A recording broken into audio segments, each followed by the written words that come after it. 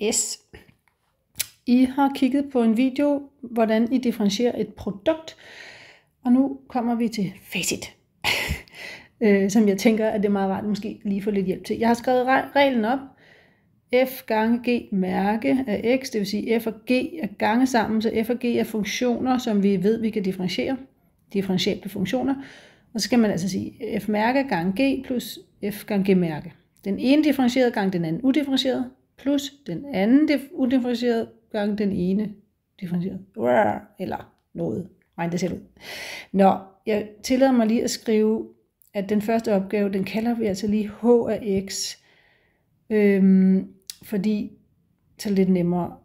Vi siger også, der står 32x plus 8 gange kvadratrod x.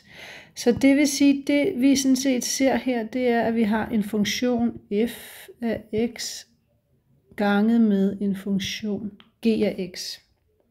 Hvor f af x er 32x plus 8, og den skal ganges med. Og det er jo ligesom det her, I skal være ops på. Fordi det vi har lært indtil videre, det er jo, at vi kan differentiere, når der står k gange en funktion, ikke? Og så siger vi k gange f mærke. Vi kan også differentiere ledvis. Og det har vi fundet ud af, at det gør vi bare ledvis. Ja, surprise.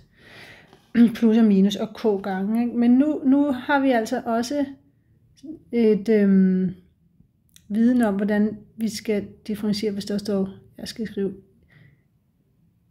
fx gange g, ikke? Og det er jo så vores regel her, ikke? F mærke gange g plus f gange g mærke. Det er den nye, det er produktreglen, ikke?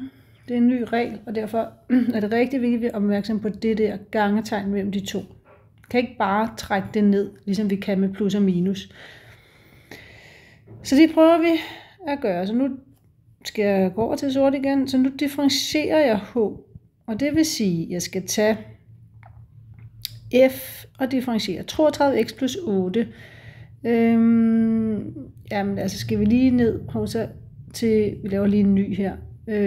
Fordi vi har vores, det var vores regneregler deroppe, og så har vi vores differentialkvotienter, ikke? Og den er jo på formen ax det første led, plus et andet led. Og når jeg differentierer ax, så bliver det bare til a. Så det vil sige, det her bliver til 32, og så plus 8 differentieret, det bliver 0. Så det var f-mærke. Så det bliver bare 32. Og så skal jeg gange med g udifferentieret, det var kvadratrod x. Så skal jeg sige plus f udifferentieret, det vil sige 32x plus 8, og så gange med, og kvadratrod x, den differentieres til 1 over 2 kvadratrod x.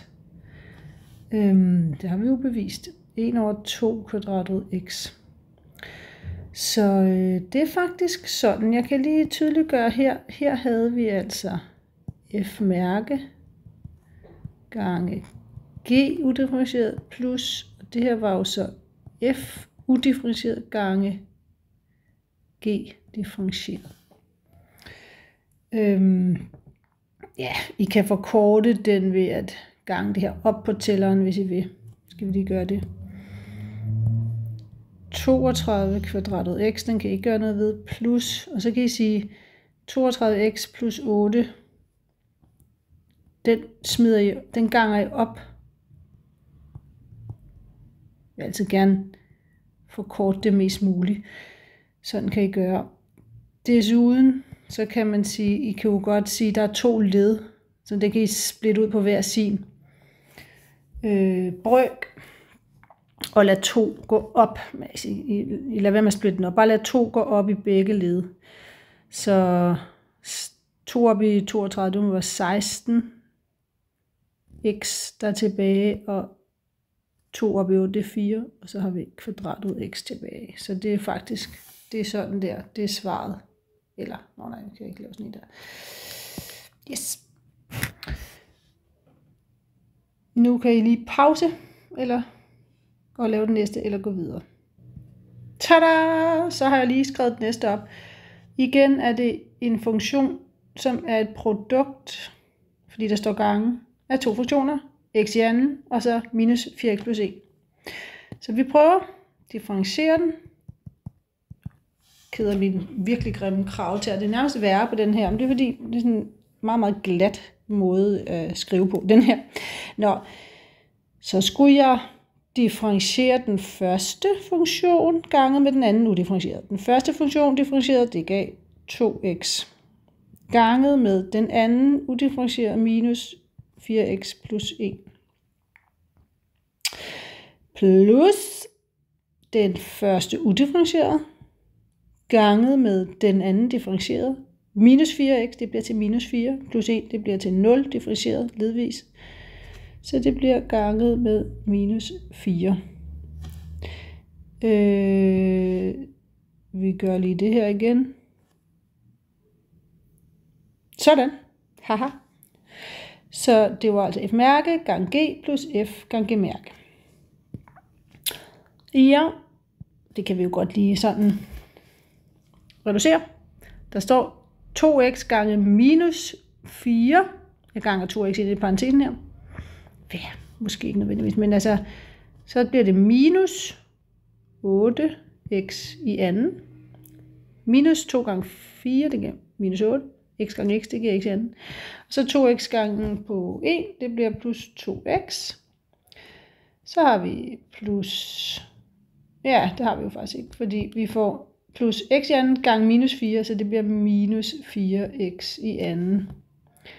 Så det bliver altså i alt, vi har minus 8x i anden, minus 4x, det må blive minus 12x i anden plus 2x. Sådan der. Ja, så kigger vi på den her x gange kvadratet x. Vi har to funktioner, f gange g. Så det er altså sådan her. Vi differentierer.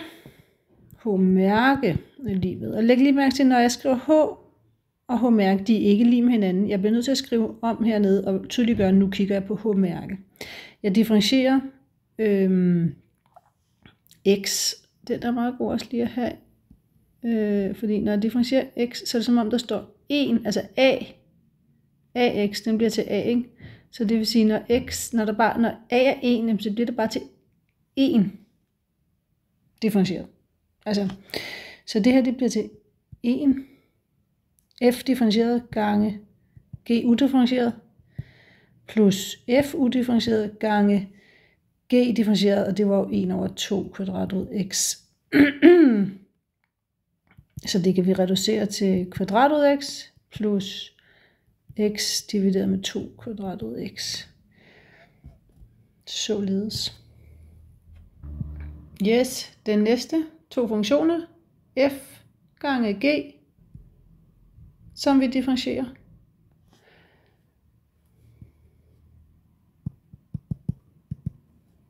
F differentieret 3 gange x i anden, det er 3 gange 2x, det bliver altså 6x, minus 2x differentieret, det bliver minus 2, og plus 7, det bliver 0. Til det her df-mærke, parentes om, fordi den skal jo ganges på, og når der er to led, skal vi huske parentes. Og den skal g udifferentieret 1 minus x i anden. Plus, så skal f udifferentieret, det er jo en lang smøre igen med 3 led. Ikke 2x plus 7, den var der 3 led i. Ganget med g differentieret 1, der var 2 led i, 0, eller 1 bliver til 0 differentieret, og så bliver det minus 2x differentieret. Sådan der, så får jeg lige skrevet dem op her, ikke? F-mærke gange g plus f gange g-mærke. Nu ved jeg ikke, hvor meget det giver mening at gange sammen og alt muligt, men lad os lige reducere. Ja, skal vi virkelig gange hele det her ud? Det kan vi da godt. 6x gange 1, det bliver 6x. 6x gange minus x i anden, det bliver jo så minus 6x i tredje, fordi x gange x i anden, det giver x i tredje. Og så var der 6 af dem, og der var et minus. Så skal vi gange 2 ind på begge led. Minus 2 gange 1, det bliver minus 2. Minus 2 gange minus x i anden, det bliver plus 2x i anden. Så får vi plus de her 2 gange sammen. Jeg skal i gang minus 2x ind på hvert et led her. Så jeg får minus 6x i tredje plus 4x i anden minus 2 x gange minus 2x. Og så minus 2x gange 7, det bliver minus 14x. Fy for den led. Der har vi mange led, var. Hvor mange har vi med x i tredje? Det har vi der og der. Der var minus 6 og minus 6 af dem der, så vi har minus 12x i tredje. Har vi nogle af x i anden. Der har vi plus 2 plus 4. Ja, det må give plus 6x i anden. Har vi nogle single x. X i første. 6 af dem der. Minus 14 af dem der. Det må give minus 8. Og så har vi nogle konstanter. Vi har minus 2. Oh. Ja, så sådan der. Så det var sådan set helt ganget ud. Ja, det kunne også være måske være givet som en eller anden form for faktorisering. Men sådan er det. Femmeren, 2 funktioner. Kvadrat ud af x gange den her 4 kvadrat ud af x minus 2. Sådan der. 2 funktioner. F gange g. Vi differentierer. Den første differentieret gange den anden udifferentieret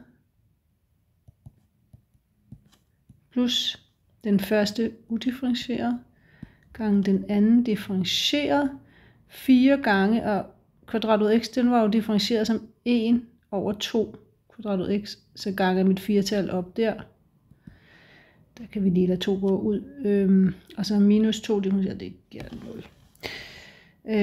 Den kan I reducere. Ja, den bliver, hvis I reducerer det meget, så ender I med at få 4 minus 1 kvadrat ud af x. I kan se på reduktionen her. Den sidste opgave 6, den kan I godt løse, for den skal I slet ikke bruge produktreglen. Yes.